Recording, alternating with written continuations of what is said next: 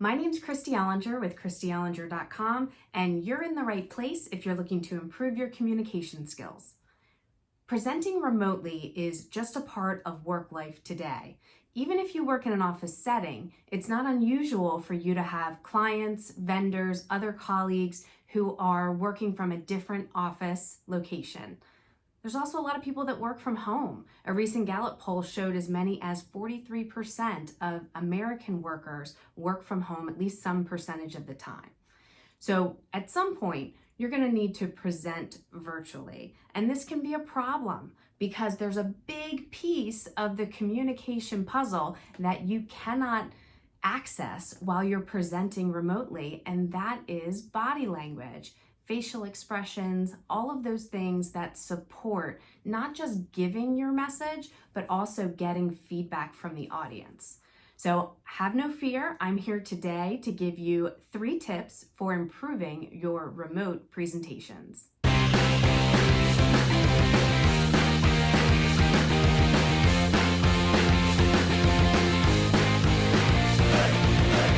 First tip is going to be a little bit obvious, but it is absolutely worth stating. Find a quiet place to do your presentation, preferably a place with a door. Now, in today's open office environment, it's a little bit tough, right? Because the people behind you, the noise travels in an open office, and nobody wants to hear them chatting about what they're going to have for lunch. It distracts not only your audience hearing it through the phone, but also you as the person trying to give the presentation. So to the extent that you're able to, try to find a room with a closed door. If you're at home, try to separate yourself if there are other family members in your home, or even furry pets if they happen to be noisy. Be sure that you create the space that's quiet for your presentation. That's trick number 1.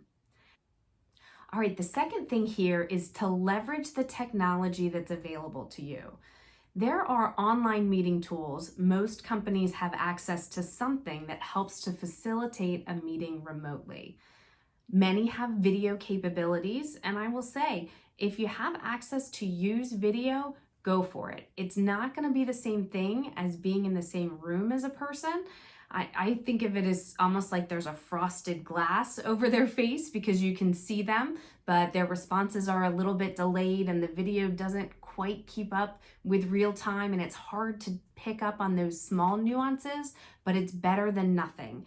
And I know sometimes people don't like putting themselves on video, but to the extent that you can do that, having people able to see what you're saying and the expression on your face as you're communicating is a very valuable tip.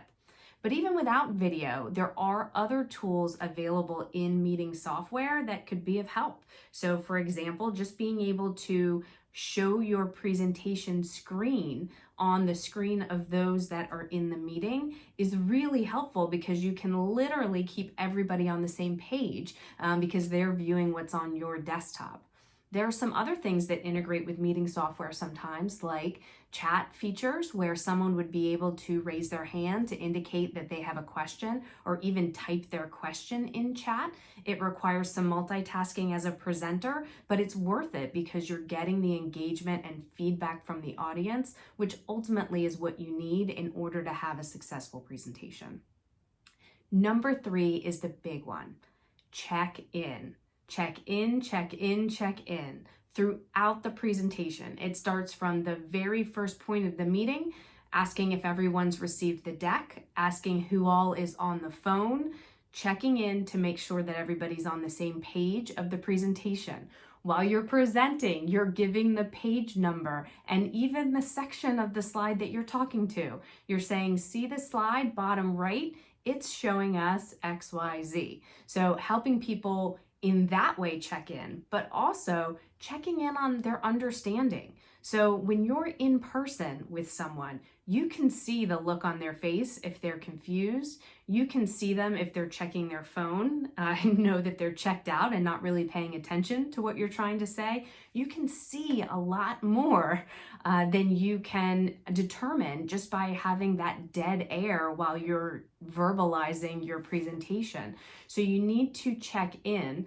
One way you can do that is, simply asking, hey, are there any questions? That's a way to do that. a lot of people use the phrase, does that make sense to you? And I found that people don't react very well to that because they think it sounds a little bit like you're challenging their intelligence, like they couldn't follow along with what you had to say. So people kind of react at that. So what I like to say is what I'm saying making sense? Like, am I saying this in a way that makes sense? Sometimes that's a little bit helpful just to get people's guard down about, oh yeah, what is that acronym? I didn't pick up what that was, or whatever it is that they might be confused about. So checking in that way. And then another thing that's not actually a check-in, but really enabling someone to raise a question would be just to create much more natural pauses than you normally would. So when you're in person with a group of people, you can kind of tell when someone has a question. Like they sort of they sit up a little straighter, they kind of like start to open their mouth, and you can tell that someone's getting ready to ask a question. You don't have that over the phone. So you should just naturally pause several times throughout your presentation before moving on, so that if folks are able to, if folks do have a question, they'll take that natural pause as the opportunity to speak up. So for your next remote presentation, the 3 things you're going to do is find a quiet place. You're going to leverage technology to the extent that that's available to you, and you're going to check in with the audience to make sure that they're following along with what you have to say. I'm Christy Ellinger with ChristyEllinger.com. Thanks for watching.